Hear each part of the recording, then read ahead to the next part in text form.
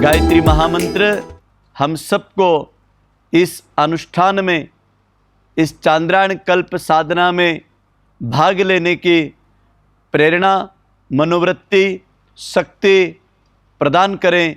इस भावना के साथ अनंत अनादिकाल का गुरु मंत्र, दिव्य चेतना का जागरण करने वाला रसायन हमारे साथ समूह मन से उच्चारण करें।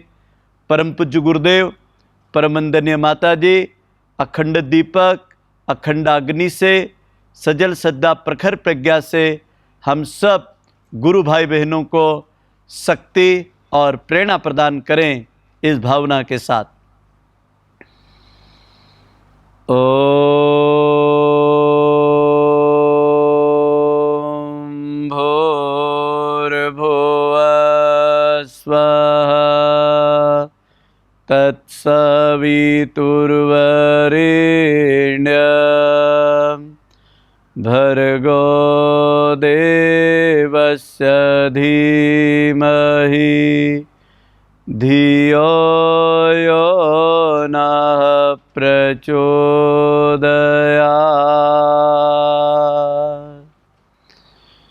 ध्यानमूलं गुरुर्मूर्ति, पूजामूलं गुरुपदम्, मंत्रमूलं गुरुर्वाक्यं, मोक्षमूलं गुरुकृपा।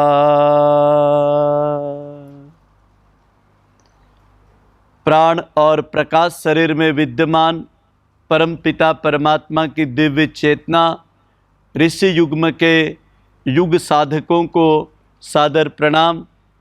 हमारे आयोजक टीम आदरणीय डॉक्टर वरुण जी, भाई पंकज जी गायत्री धाम से, और जिज्ञासु आत्मीय परिजन भाइयों बहनों, आत्मीय परिजनों, हम सब का बड़ा सौभाग्य है कि हम युग निर्माण मिशन से जुड़ करके ऋषि युग्म के अभिन्न अंग अवयव बन करके इस धराधाम के ऊपर लोक कल्याण और आत्म कल्याण के मार्ग को प्रशस्त करने के लिए उत्तम रीति से अपने जीवन रूपी इस साँचे को एक ऐसा साँचा बने कि जिसमें और कोई लोग अपने जीवन को युग निर्माण के रूप में, एक युग साधक के रूप में हमसे कुछ प्रेरणा ले सके।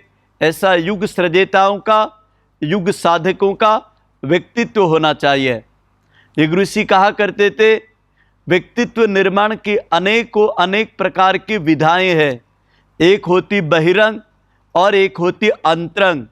और अंतरंग जीवन विद्या में शोधन, निर्माण और प्रायश्चित ये सब संभव है हमारे किसी व्रत के माध्यम से, किसी तप के माध्यम से, किसी आत्मा अनुशासन के कठोर संकल्प के माध्यम से। भाइयों बहनों, ये तो निश्चित हो गया कि जब हम चांद्रायण महाव्रत का संकल्प लेंगे तो हमारे व्यक्तित्व के अंदर वो चांद्रायण महाव्रत के पात्रता का होना सबसे पहले नितांत आवश्यक है। क्योंकि चांद्रायण तप कोई मात्र कर्म कांड नहीं है, माला जप करना नहीं है, उसके साथ में अलग अलग प्रकार के क्रम जुड़े हुए हैं जिससे हम घर रहते हुए अपने ऑफिस, नौकरी, शक्तिपीठ, प्रज्ञापीठ, किसी गौशाला, किसी अरण्य, गुरुकुल या फिर हमारी युग ऋषि की जन्मभूमि अवलखेड़ा, युग तीर्थ, शांति कुंज, गायत्री धाम, ऐसी मंगलमयी पुनीत स्थानों पर भी पूर्व अनुमति लेकर के हम इस अनुष्ठान को कर सकते हैं। या अपने घर को हम 1 महीने के लिए अपने जीवन को इस अनुष्ठान के लिए संकल्पित कर सकते हैं। सबसे पहला प्रश्न है कि इसको क्यों करना चाहिए। बहुत सारे वर्ष भर के व्रत रहते हैं, वारों के व्रत रहते हैं, पर्वों के व्रत रहते हैं, जन्म जयंतियों के तिथियों के व्रत रहते हैं। लेकिन भाइयों बहनों, नक्षत्रों के स्वामी चंद्रमा चंद्र कल्प के माध्यम से वर्ष भर के संपूर्ण नक्षत्रों को, संपूर्ण मुहूर्तों को, संपूर्ण तिथियों को और संपूर्ण सप्तवारों की शक्तियों को 27 दिन में एक कालखंड पूरा करता है, जिसे हम चंद्र और सूर्य के मध्य में 2 कल्प हो जाते हैं, एक कृष्ण पक्ष का, एक शुक्ल पक्ष का। तो शुक्ल और कृष्ण पक्ष की तिथियों के मध्य में एक अमावस्या पड़ेगी और 2 पूर्णिमा के बीच का एक कालखंड हमारा इस साधना काल की अवधि होती है। अब इस साधना काल की अवधि से जो हम अभ्यास करते हैं, यह हमारा 4 तरीके से निर्माण करता है। सबसे पहला शारीरिक निर्माण, हमारा शारीरिक शोधन करता है। मानसिक निर्माण, वैचारिक शक्तियों के द्वारा हम मनन चिंतन की शैली के द्वारा, स्वाध्याय और सत्संग के विचारों के माध्यम से हमने अपनी नकारात्मक सोच से बचते हैं और एक शुभ विचारों के लिए 1 मास का विचार मंथन का विशिष्ट कल्प कर लेते हैं। और तीसरा, आत्मिक प्रगति के लिए जो प्रज्ञा उपासना हम करते हैं, गायत्री महामंत्र का 1.25 लाख का अनुष्ठान, इससे हमारा अंतरंग आत्मिक जीवन, आत्मा अनुभूति का, आत्मशोधन का, आत्म जागरण का, आत्मनिर्माण का जो पक्ष कई लंबी यात्रा से सुप्त पड़ा हुआ है, उसे जागृत होने का अवसर मिलता है। और चौथा अद्भुत क्रम, इस प्रकृति के साथ, नक्षत्रों के साथ, ग्रहों के साथ, सूर्य चंद्रमा की किरणों के साथ और ब्रह्मांडी ऊर्जा के साथ जुड़ करके अपने जीवन की प्रसुप्त ग्रंथियों को, जो इस देह पिंड में देवी भाग के कारण, सात्विक मनोवृत्तियों के कारण जागृत होती है, उन्हें 1 माह तक उस वातावरण में, उनके सानिध्य में, उस भाव में, उस संकल्प में रहने का अवसर मिलने के कारण हमारे घर का वातावरण, तीर्थ का वातावरण, आश्रम, अरण्य, गौशाला का वातावरण, ये सब मिल करके इस अनुष्ठान को निश्चित रूप से इसकी बताई गई फलश्रुतियों को हमें परिणाम की ओर, उस इच्छित लाभ की ओर ले जाती है, जिसे हम पूर्ण रूप से कायाकल्प कहते हैं। अब कायाकल्प का मतलब ऐसा नहीं कि बूढ़ा जवान हो जाएगा।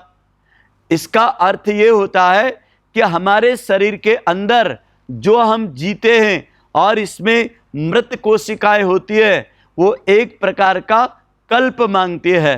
तो 27 दिन में जो हमारे शरीर की कोशिकाओं का, रक्त का और 7 धातुओं का, अस्थि, मांस, मज्जा, मेद का एक संयम की साधना के द्वारा, एक व्रत के द्वारा, एक आत्मा अनुशासन के द्वारा, एक नियमित दिनचर्या, आहारचर्या, शारीरिक, मानसिक, आत्मिक प्रगति के अनुशासन के द्वारा जो हम क्रम अपनाएंगे, ये सब मिल करके एक कल्प बन जाता है। और एक कल्प क्या करता है?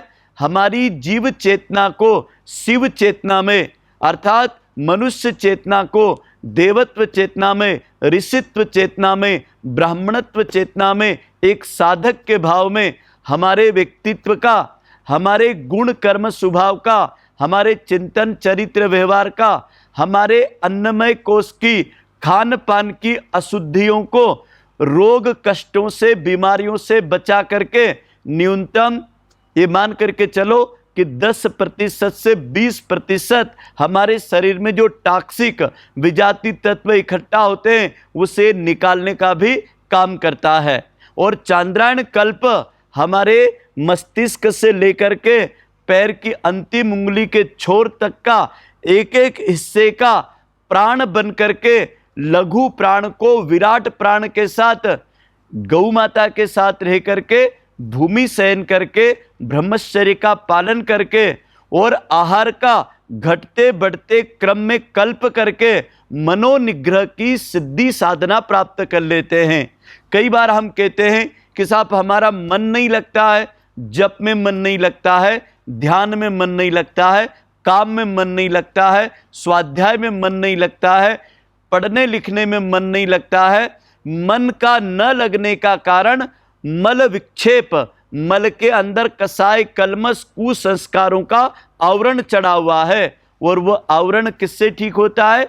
हमारे जीवा के संयम के द्वारा, स्वाद इंद्री के संयम के द्वारा, वाणी के संयम के द्वारा, पांचों ज्ञान इंद्रियों के संयम के द्वारा, हमारा देखना, सुनना, बोलना, सुविधाओं का उपयोग करना, नासिका से गंध लेना, ये मान करके चलना कि चांद्रायण कल्प एक प्रकार का ब्रह्म वर्चस की साधना को, ब्रह्म ऋषियों की निर्माण चेतना का जागरण करने वाला दिव्य प्रभा हमारे शरीर पिंड में ब्रह्मांडी पिंड से आता है। और हम स्वयं इतने मजबूत होते हैं, इतने आत्मविश्वासी होते हैं, इतने मनोबल के धनी होते हैं, इतने हमारे अंदर के सकारात्मक भावों को हम उछाल देते हैं कि जो हम काम सोचते रहते हैं वो काम हम करने लग जाते हैं। और जो हम काम करने लग जाते हैं उस काम में हमारे अंदर की परिणतियां, हमारे व्यक्तित्व का,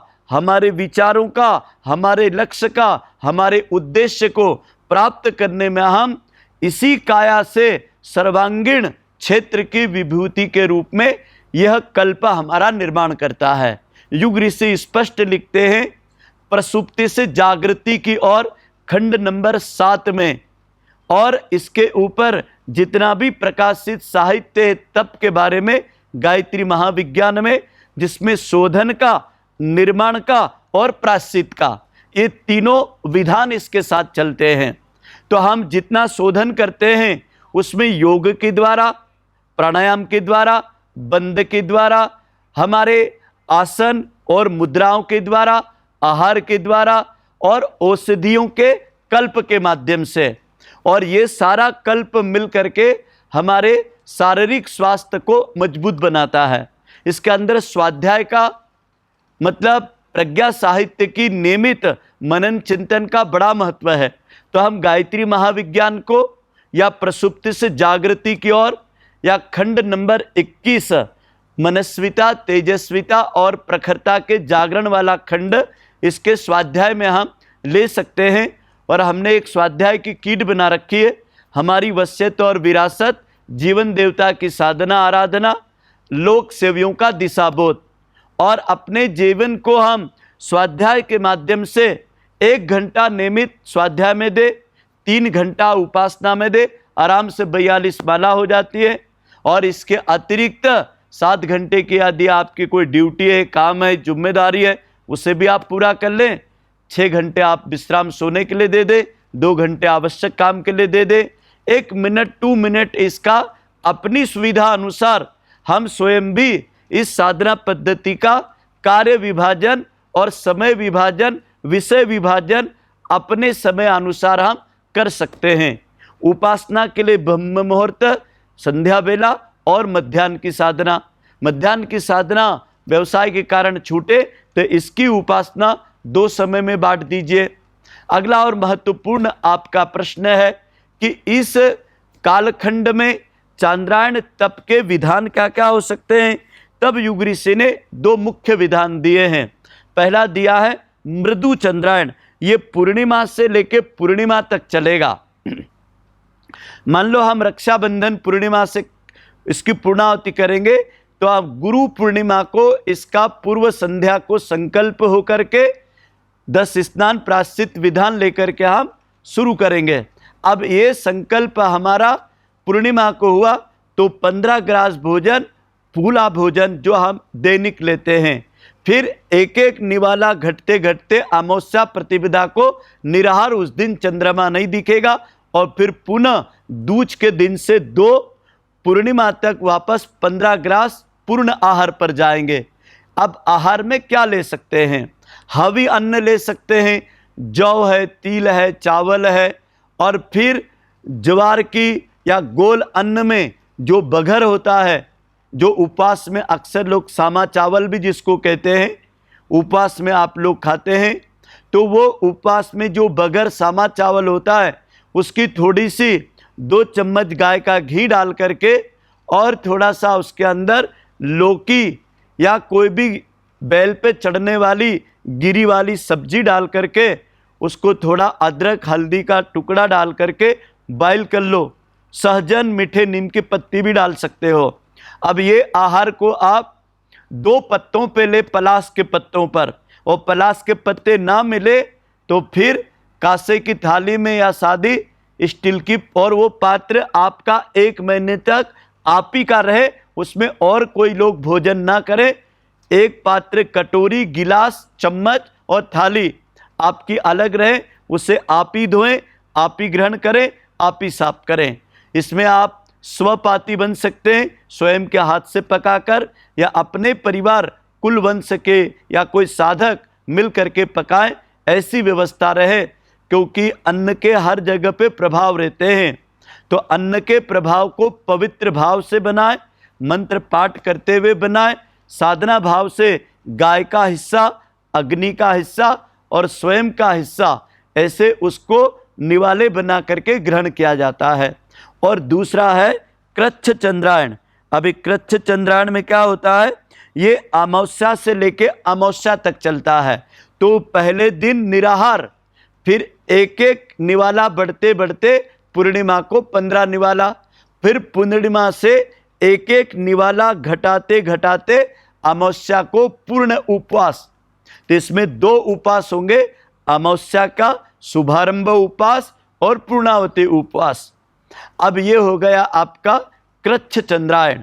इसके बाद में युग ऋषि लिखते हैं कि हम यति चंद्रायण भी कर सकते हैं। अब यति चंद्रायण में क्या होता है कि 8 निवाले, मतलब अष्टमी का आहार, मतलब आपका एक भाग होता है 15 दिन का, कृष्ण पक्ष का 15 दिन शुक्ल पक्ष का, तो अष्टमी या सप्तमी को आप मान लीजिए, तो इसके 8 निवाला आहार आप ले लें और 1 निवाला आहार चंद्रमा के गाय के नाम से आप निकाल दें। तो ये हो गया सप्तम अष्टम निवाले का आहार। और प्रतिदिन 11 बजे से 12 बजे के बीच में ये आहार एक जैसा प्रतिदिन चलेगा, इसे कहते यति चंद्रायण। इसके बाद में आता है शिशु चंद्रायण। अब जिनको हाइपर एसिडिटी है और जिनको दोनों समय कुछ लगता है, तो फिर इसमें 4 निवाला आहार सुबह 11 बजे, 4 निवाला आहार शाम को सूर्य अस्त के पहले, मतलब 5:30 और 6 बजे के बीच में। तो इसे कहते हैं शिशु चंद्रायण, मतलब छोटे बच्चे की तरह आप इसको ले सकते हैं। इसके बाद में आता है अर्ध चंद्रायण। तो अर्ध चंद्रायण को कैसे कर सकते हैं, पूर्णिमा से अमावस्या तक या अमावस्या से पूर्णिमा तक, क्रम वही रहेगा जो साधक कर रहे हैं, घटते बढ़ते क्रम वाला आपने जो स्वीकार किया है, इसे अर्ध चंद्रायण। और एक गायत्री धाम ने अपने स्व अनुभव से, अपने स्व समझ से गुरु आज्ञा लेकर के एक काम और किया है, 5 दिवसीय अनुभव चंद्रायण। जिन्होंने अभी तक कोई बड़ा तप, बड़ा अनुष्ठान या बड़ा उपवास ना रखा हो, तो 5 दिन के लिए वो इसी कालखंड में किसी भी तिथि से किसी भी तिथि तक करें। हम लोगों ने यहाँ पर 20 से 25 में, 25 से 30 में, और 30 से फिर 5 में, और फिर 5 से 10 में, और 10 से 13 में, ऐसे हमने क्रम बना दिए 5-5 दिन के। इसको हमने नाम दिया है अनुभव चंद्रायण। इसमें 8 निवाला आहार, मतलब 40 निवाला भोजन आपके शरीर में कुल 5 दिन में जाएगा। आगमन वाले दिन संकल्प करा करके शुरू हो जाता है आपका 8 गासा भोजन, और वो भी 16 मंत्रों के साथ। तो इसमें 8 मंत्र रोज होंगे, और जो पूर्ण चंद्रायण करते हैं उनके घटते बढ़ते क्रम में वो मंत्रों का पाठ होकर के स्वाहा कहने पे ग्रहण किया जाता है।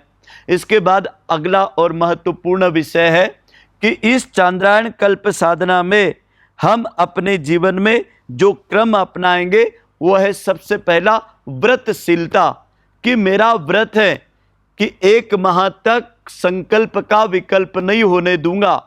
इस काल अवधि में बहन ऋतुमती हो जाए, किसी के घर में मृत्यु सूतक हो जाए, या किसी को अकस्मात कहीं जाना आना पड़े, तब भी आपका अनुष्ठान खंडित नहीं होगा, क्योंकि कल्प अनुष्ठान है। इस अवधि से इस अवधि में आप अपनी सुविधा अनुसार आगे पीछे इसके व्रत के स्वाध्याय को, तप को, जप को या अपने संयम को बनाए रखें। अगला आता है, इसके अंदर हम सबसे बड़ा काम करते हैं, कल्प करते हैं। तो आहार का जो कल्प है घटते और बढ़ते क्रम में, तो फिर इसमें किसी भी प्रकार का कोई चबाने वाली चीज वर्जित रहेगी। लेकिन गाय का दूध है, पंचगव्य है, बेलपत्र, तुलसी पत्र, नींबू पत्र, हल्दी, अदरक, तुलसी का काढ़ा, या फिर हमारा शांति कुंज का प्रज्ञा पे, इसे आप जरूर ले सकते हैं। दिन में 3 बार, 2 बार, आवश्यकता अनुसार अल्पाहार में गुड़ के साथ। बाकी नमक, चीनी, मैदा और अन्य प्रकार के घी, तेल बंद, वर्जित रहेंगे। गाय का घी आप 2 चम्मच किसी भी रूप में आपके आहार में ले, या फिर पंचगव्य में, और यज्ञ के बाद यज्ञ अवग्रहण पंचगव्य पान में ले। अगला आता है, हम जो संयम रखेंगे तो 5 ज्ञान और कर्म इंद्रियों का संयम तो रहेगा ही। ब्रह्मचर्य का संयम, इंद्रियों से हम सतत सकारात्मक सोचें, अच्छे कर्म करें, आँखों से पवित्र दृष्टिकोण रखें, कानों से अच्छी चीज़ें सुने, मोबाइल का उपयोग अति आवश्यक हो अपने व्यवसाय के लिए तो करें, मनोरंजन के लिए फिल्म अति आवश्यक हो तो ऐसे जो नेगेटिव एनर्जी दे, जो मन कर्म वचन को गलत दिशा में ले जाए, उस कार्य को वर्जित रखेंगे। अगला और महत्वपूर्ण है, यह प्रज्ञा उपासना का क्रम है। तो इसमें गायत्री महामंत्र के उपासना 42 माला का 1.25 लाख का अनुष्ठान, प्रज्ञा साहित्य का स्वाध्याय, उपासना और स्वाध्याय अनिवार्य रहेगा।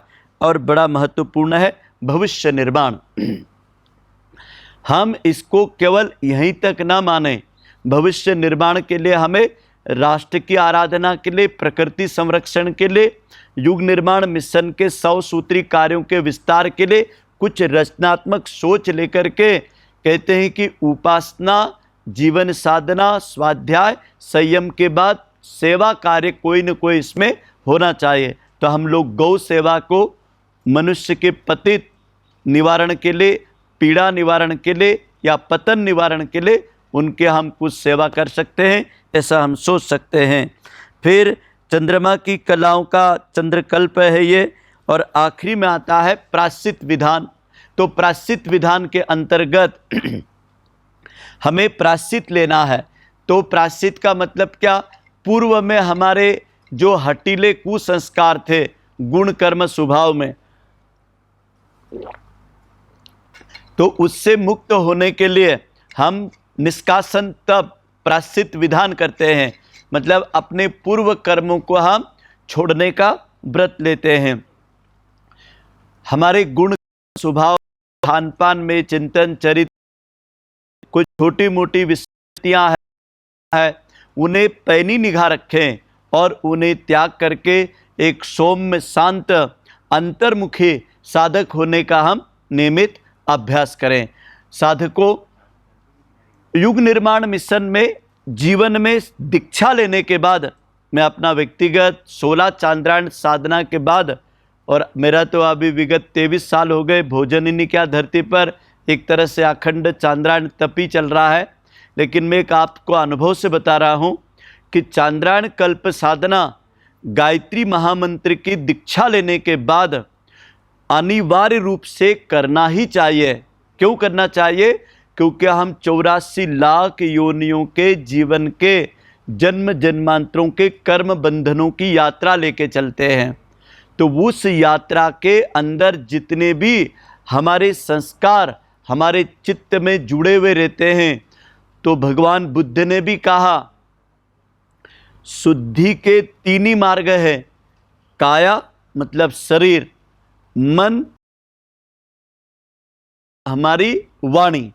बस वो हमेशा कहते थे भगवान बुद्ध कि 3 को शुद्ध करो, इससे चित्त पवित्र होगा, चित्त निर्मल होगा, चित्त की शुद्धि होगी। तो ये चित्त की शुद्धि का कम से कम हम 1 माह का जो समय निकाल रहे हैं, ये बड़ी बड़ी पेथियाँ, बड़े बड़े रोग और कष्टों से बचाने का एक ब्रह्मास्त्र, एक दिव्य देवी प्रयोग है यह। क्योंकि हमारे ऋषि मुनि लोग या हमारे अग्रज युग साधक परिजन जिन्होंने इस प्रकार के अनुष्ठान के द्वारा अपने शरीर के अंदर की प्रसुप्त उस व्यक्तित्व को जगाने में, अपने जीवन की यात्रा को, लोक मंगल की यात्रा को, लोक आराधन की यात्रा को, राष्ट्र निर्माण युग निर्माण के महान पुरुषार्थ को सुगम सरल और अपने जीवन के कर्मों को और लोगों के कर्मों को प्रेरणा देने लायक अपने व्यक्तित्व को अपने जीवन रूपी पात्र का निर्माण किया। क्योंकि अब क्या है, ये समय चल रहा है साचा बनने का। ये तो निश्चित है कि अब हमें मूर्ति या प्रतिमा नहीं बनना है कि हम किसके जैसे कपड़े पहन लेते हैं, किसके जैसे बाल रख लेते हैं, किसके जैसा मेकअप कर लेते हैं, किसके जैसे हम रंग रूप में आ जाते हैं। ये तो एक नट और नर्तकी और बहुरूपया भी कर लेता है, कोई बहुत बड़ी बात नहीं है। ये सब सोच और पैसे का काम है। इसको कहते हैं बहिरंग का व्यक्तित्व, बहिरंग का आडंबर। वो किसी भी क्षेत्र में आपको मिल जाएगा, चाहे धर्म क्षेत्र हो, चाहे राजतंत्र हो, चाहे समाजतंत्र हो, चाहे आम स्त्री पुरुषों में ये स्पर्धा आपको मिल जाएगी। ये कोई बहुत बड़ी बात नहीं है। लेकिन यदि हमें स्पर्धा करना है, हमें यदि महानता अर्जित करना है, तो हमें देवी गुणों की स्पर्धा करना चाहिए, ऋषित्व के आचरण की स्पर्धा करनी चाहिए। और हमें इस कार्य को करने के लिए युग ऋषि के व्यक्तित्व को, परम वंदनीय माता जी के व्यक्तित्व को प्रति क्षण प्रतिपल अखंड दीपक में अपनी उपासना का विलय करना है। जैसे जप हो गया कि सीधे अखंड दीपक के पास जाइए और मानसिक रूप से आप एक चम्मच जल लेकर के अर्घ्य दे करके प्रणाम करके कहिए, हे ऋषि युग्म, ये परम तप आपके संरक्षण में हो रहा है, आपकी प्रेरणा से हो रहा है। ऐसा क्यों? क्योंकि स्पष्ट युग ऋषि ने लिखा है कि कोई बड़ा तप, अनुष्ठान, व्रत, प्रायश्चित, विधान व्यक्ति के संरक्षण में नहीं होता है, किताब के नॉलेज से नहीं होता है, किसी की देखा देखी में भी नहीं होता है। ये होता है किसी परम कृपालु सदगुरु के संरक्षण में और उनके आशीर्वाद में और उनके दिव्य कृपा में। तो हमें तो सौभाग्य मिला कि ऐसा व्यक्तित्व गुरुदेव माता जी, जिन्होंने स्वयं परम प्रकाश की उपासना करी और प्राण की उपासना करी। गायत्री कहते हैं प्राण को और परम प्रकाश कहते हैं यज्ञ के प्रकाश को। तो जिन्होंने अग्नि और प्राण की उपासना करे वही हमारा भगवान है। और वो भगवान का स्वरूप क्या है? युग तीर्थ शांति कुंज हरिद्वार की अखंड अग्नि जो है वो हमारे यज्ञ पिता, हमारे जनक है। और गायत्री महाविद्या के संपूर्ण साहित्य वो हमारी गायत्री का जीवंत प्रतिमा है, विचार। और यही विचार हम गायत्री के रूप में लेते हैं। और हमारा अनुशासन क्या है? ऋषि अनुशासन। तो ऋषि अनुशासन कहाँ से मिलेगा? ऋषि युग्म के व्यक्तित्व से। तो आपका प्रश्न है कि गुरुदेव माता जी शरीर से तो है नहीं, तो हम मानते हैं कि उनका पंचभौतिक शरीर उन्होंने काया पिंड त्याग करके महाप्राण में पंचभौतिक काया से अपनी पंच अग्नि को, पंच कोशों को, पंच वीरभद्रों को सिद्ध करके परम प्रकाश के रूप में, अखंड दीपक के प्रकाश के रूप में गुरुदेव माता जी जैसे शरीर से हमें प्रेरणाएं देते थे, वैसे उस अखंड दीपक के ऊपर अटूट श्रद्धा, अटूट विश्वास, अटूट आत्मसमर्पण रख करके हमारे शांति कुंज के गुरुद्वारे को युग ऋषि ने महाकाल का घोंसला ऐसा ही नहीं कहा। हमारी अंतर चेतना को उन्होंने परमात्मा की चेतना के साथ जुड़ने के लिए अध्यात्म की राजधानी और आत्मा और परमात्मा के मंथन का, समुद्र मंथन का प्रवाह कहा, जहाँ देव और दानव, असुर प्रवृत्तियां और देव प्रवृत्तियां दोनों उसको खींचेंगे। तो कौन किसको जीतेगा ये हमारे हाथ में है कि हम अपने अंदर के देवत्व को प्राप्त करके दुष्प्रवृत्तियों को छोड़ करके सद्प्रवृत्तियों को अपने जीवन में विकसित करें। तो ये मान करके चलना कि ये एक तरह से मंथन साधना भी है, चिंतन साधना भी है, शोधन साधना भी है, कायाकल्प साधना भी है, श्रद्धा निष्ठा प्रज्ञा को जागृत करने वाली महाविद्या, भावनामयी प्रज्ञा को जागृत करने वाला अनुष्ठान भी है। देखो, जीवन में कुछ भी मिल जाएगा, पद मिल गया, पैसा मिल गया, धन मिल गया, दौलत मिल गया, रूप रंग शोहरत मिल गया, कोई बड़ी प्रतिभा मिल गई, अच्छी बात है, लेकिन ये सब का सब यहाँ छूटने वाला है। क्यों? क्योंकि इसके हम मालिक नहीं है, इसके हम संस्थापक है, अनुसंधानकर्ता। हमने अपने जीवन में जो भौतिक संपदा अर्जित करी है उसके हम मात्र ट्रस्टी हैं, मालिक नहीं है, केवल माली है। और मूल संपत्ति हमारी है कि हमने आत्मशोधन में, आत्मचिंतन में, आत्म जागरण में, आत्म कल्याण में, आत्म उत्थान में और आत्मा को अन्य आत्माओं को जोड़ करके इस राह पर चलने की कितने लोगों की जिम्मेवारी अपने ऊपर ली, ये हमारे साथ जाने वाला है। इसमें किसी का हिस्सा नहीं है, इसमें किसी का बंटवारा नहीं है, इसमें से एक भी चीज यहाँ छूटेगी नहीं, यह हमारे व्यक्तित्व की संपत्ति है।